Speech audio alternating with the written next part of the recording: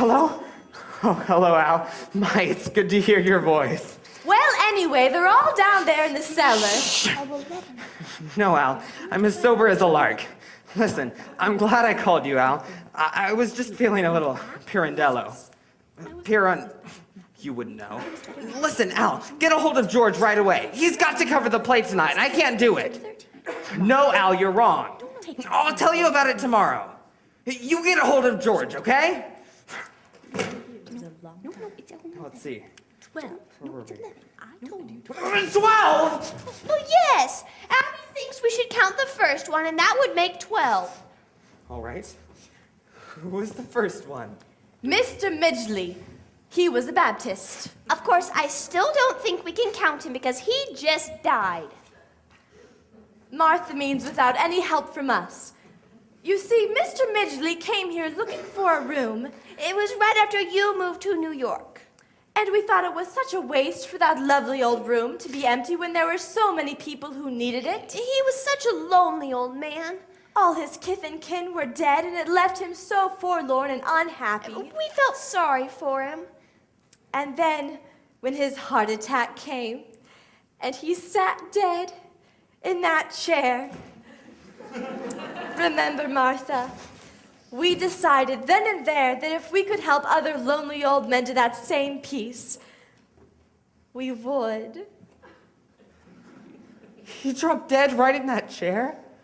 How awful for you. Oh, no, dear. Why, it was rather like old times. Your father always used to have a cadaver or two lying about the place. Well, anyway, dear, Teddy thought that Mr. Midgley was a yellow fever victim. That meant he had to be buried immediately. So we took him down to Panama and put him in the canal.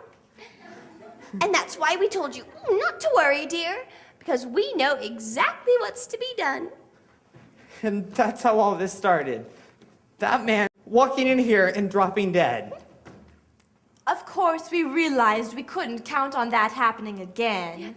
You remember all those jars of poison that have been up on the shelves in your grandfather's laboratory all these years? You know your Aunt Martha's knack of mixing things. You've eaten enough of her piccalilli. Well, for 1 gallon of elderberry wine, I take 1 teaspoon of arsenic, and then half a teaspoon of strychnine, and then just a pinch of cyanide. Should have quite a kick.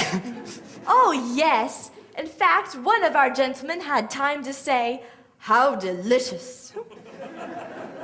Well, I really must get dinner started. Won't you stay for dinner, Mortimer? Oh, I'm trying a new recipe. I couldn't eat a thing. I'll come in and help you, dear. Well, I feel ever so much better now. Oh, you have to wait for Elaine, don't you? How happy you must be. Well, I'll leave you alone with your thoughts.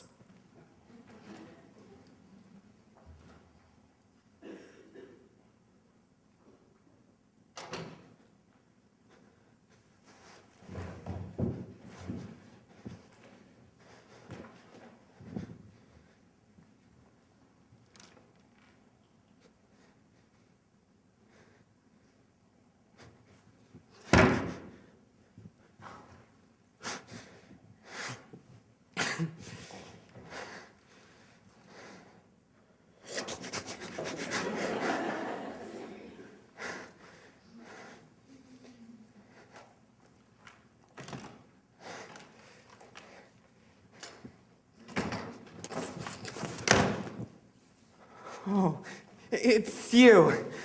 Don't be cross, darling, but Father could tell that I was excited, so I told him about us. And that made it hard for me to get away. But listen, darling, he's not gonna wait up for me tonight. Look, Elaine, you've got to run home. I'll call you up tomorrow. Tomorrow? You know, I always call you up every day or two. But we're going to the theater tonight. No, dear, we're not. Well, why not? Listen, darling, something's come up. But, oh, Mortimer, you've lost your job. No, I haven't lost my job. I'm just not covering that plate tonight. But certainly you can tell me. No, dear, I can't. But if we're going to be married, then I'm gonna... Married? Have you forgotten that not 15 minutes ago you proposed to me? I did? Well, yes, as far as I know, that's still on. But look, you run along home, Elaine. Listen, you cannot propose to me one minute and then throw me out of the house the next. I'm not throwing you out of the house. You get out of here! No, I won't get out of here, not until I've had some kind of an explanation. Elaine! Hello? Hello, Al. Well, hold on a minute, can't you? Well, I can wait a minute, can't it? Hold on. Look, Elaine, you're a sweet girl and I love you. But I've got something on my mind now. And I want you to run home and wait until I call you. Don't try to be masterful. When we're married and I have problems, I hope you're less tedious and uninspired. And when we're married, if we're married, I hope I find you adequate. Elaine! Elaine!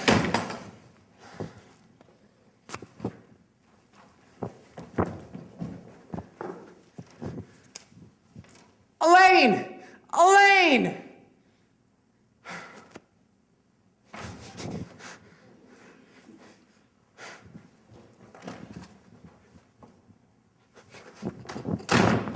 Hello? Al? Hello? Hello, Al? Hello? Al? Hello? Hello? That's the doorbell, dear, not the telephone.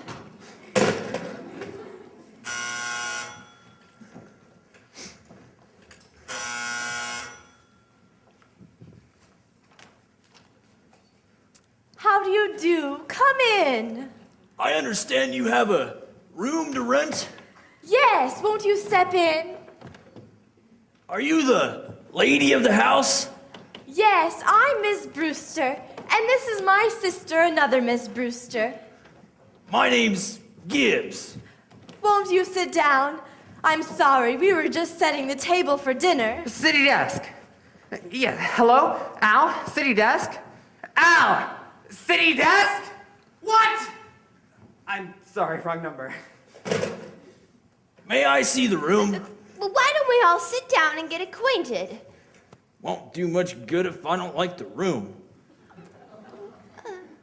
Is Brooklyn your home? Haven't got a home. Live in a hotel. Don't like it. City desk? Are your family Brooklyn people? Haven't got any family. All alone in the world? Yep. Well, Martha. Well, you've come to just the right house. Won't you sit down? Hello, Al? Mort. Sorry, Al, we got cut off. Listen, Al, I can't cover the plates tonight. I just can't. What church do you go to? There's a lovely Episcopal church practically next door. I'm Presbyterian. Used to be. What's George doing in Bermuda? No, of course I said he could go to Bermuda. It's my department, isn't it? Well, we've got to find somebody else around the office. Let's look around. Is there always this much noise? Oh, no. He doesn't live with us. Well, we've got to find somebody. Listen, Al, what about the office boy? The bright one? The one we don't like? Well, anyway, Al, you look around. I'll hold on. I'd really like to see the room. It's upstairs. Won't you try a glass of our wine? Never touch it. Oh, but it's elderberry wine. We make it ourselves. Elderberry wine? Haven't tasted elderberry wine since... Well, tasting that. Haven't tasted elderberry wine since I was a boy. Thank you. Well, Al, we've got to find somebody. Oh, Al, how about the fellow who sets my copy? He ought to know what I'd write. His name's Joe. He's the third printer from the left. But Al, he might be another Burns Mantle.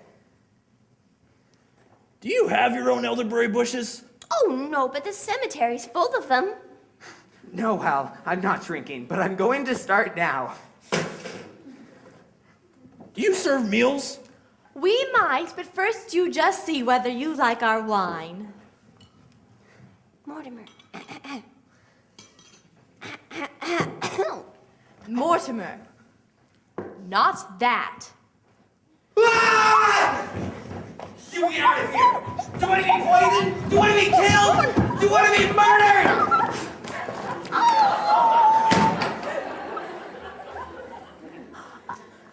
Now you've spoiled everything! Can't do things like that. It's not only against the law, it's wrong. People wouldn't understand. He wouldn't understand. Abby, we shouldn't have told Mortimer!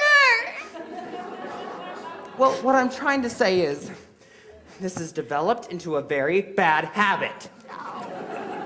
Mortimer, we don't try to stop you from doing the things you like to do.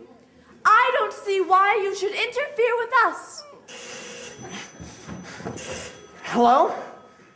Fine, Al. I'll see the first act and pan it to death. But listen, Al, do something for me. Get a hold of O'Brien, our lawyer, the head of the legal department. Have him meet me at the theater. Now, don't let me down, okay, Al? You do this for me, won't you? Okay, I'm starting now. Listen, darlings, I've got to go to the theater. There's simply no way out of it. But before I go, I want you to promise me something. We'd have to know what it was first. I love you very much, and I know you love me. And you know I'd do anything in the world for you. And I want you to do just this one thing for me. What do you want us to do?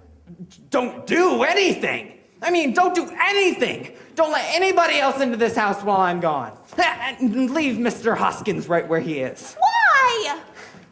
I need time to think. And I've got quite a little to think about. I wouldn't want anything to happen to you.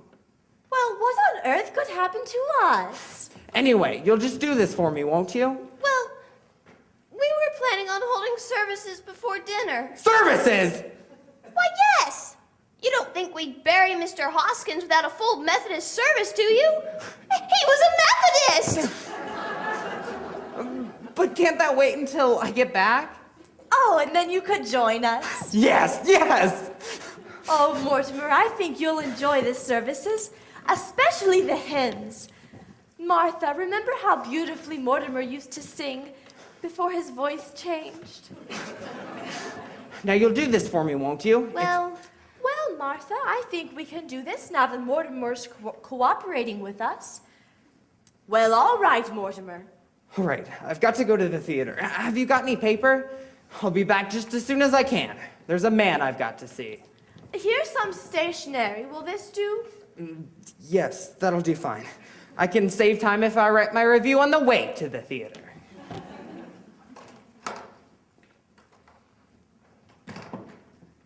Mortimer didn't seem quite like himself today. No, and I think I know why. Why? He's just become engaged to be married. I suppose that always makes a man nervous. Well, I'm so happy for Elaine. And their honeymoon ought to give Mortimer a real vacation. You know, I don't think he got any rest this summer. Well, at least he didn't go kiting off to China or Spain. Oh, I could never understand why he wanted to go to those places. You know, I think to Mortimer the theater has always seemed pretty small potatoes. He needs something big to criticize, something like the human race. Oh, Abby, if Mortimer's going to join us for the services, we're going to need another hymnal. There's one up in my room. I'll go get it. You know, dear, it really is my turn to read the services. But since you weren't here when Mr. Hoskins came, I want you to do it. Oh, that's very sweet, dear. Are you sure? It's only fair. Well, in that case, I think I'll wear Mother's old brooch and my black bombazine. I'll go, dear. We promised Mortimer we wouldn't let anyone in.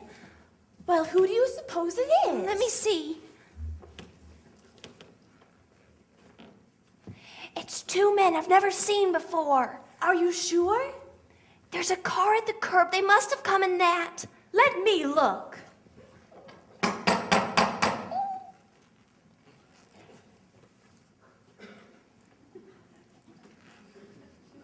Do you recognize them? They're strangers to me.